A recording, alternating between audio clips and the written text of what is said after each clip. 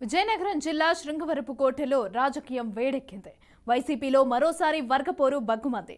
మళ్లీ ఎమ్మెల్యేగా పోటీ చేసేందుకు కడుబండి శ్రీనివాసరావు అనర్హుడు అని సొంత పార్టీ నేతలు వ్యాఖ్యానించారు.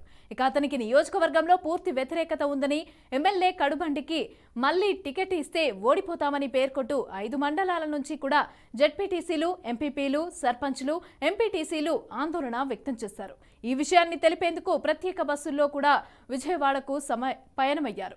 ఇక కాగా మరోసారి టికెట్ ఇవ్వొద్దంటూ వారు ఉత్తరాంధ్ర రీజనల్ కోఆర్డినేటర్ వైవి సుబ్బారెడ్డికి విన్నవించుకున్నారు. రిజర్వేషన్లు ఇచ్చి పదవులు ఇచ్చి మాకు ఎంతో గౌరవం ఇచ్చారు.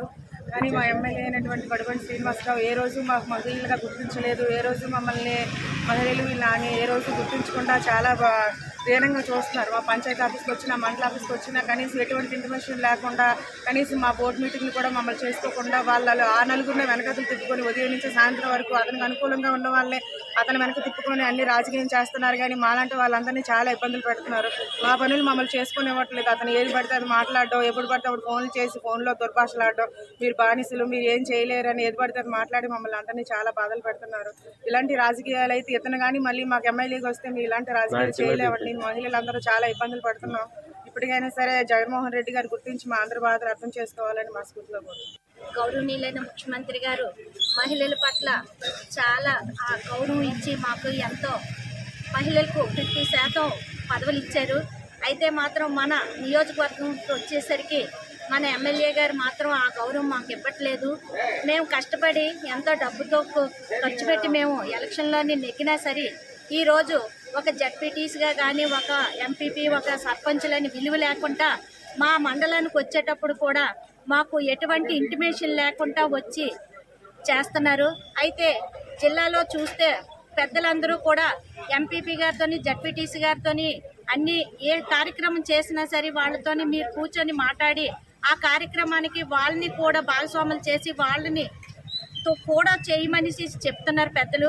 ఈయనైతే మాత్రం మాకు అటువంటి ఏమీ మాకు చెయ్యకుండా ఇంటిమేషన్ కూడా ఇవ్వకుండా ఆయన వెనక నుండి ఆ నలుగురు కూడా వార్డు నెంబర్లు కూడా పనికిరాని వాళ్ళతోని ఆయన వచ్చి కార్యక్రమాలు చేసుకొని వెళ్ళిపోతున్నారు. కారుకొండ వెంకట్రావు, మాజీ ఎక్స్ సర్పంచ్ వసి, జేసీఎస్సీ మాజీ ఇన్ఛార్జ్ ఎస్కోట మండలం.